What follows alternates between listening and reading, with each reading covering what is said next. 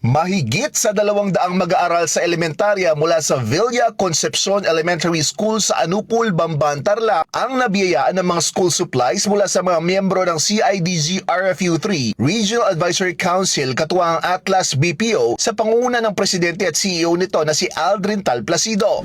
Hangad daw ng organisasyon na makatulong sa mga batang mag-aaral sa pamamagitan ng pamamahagi ng mga gamit sa paaralan tulad ng mga notebooks, papel, crayons at lapis. Ayunin po ng project na ito upang suportahan ang mga estudyante natin na dito sa Villa Concepcion Elementary School at mabigyan daan ng kanilang pangarap na may sakatuparan. Opo, susuportahan po ng CIDG Regional Advisory Council 3 ang sektor ng edukasyon dito po sa buong Region 3. Aktibo ring nakibahagi ang Pampanga-based na Atlas BPO sa proyekto na nais daw ipamalas ang corporate social responsibility ng kanilang kumpanya sa komunidad. Ang CIDG Regional Advisory Council ay binubuo ng mga miyembro mula sa iba't ibang sektor tulad ng LGU, media, business, kabataan, kababaihan at simbahan.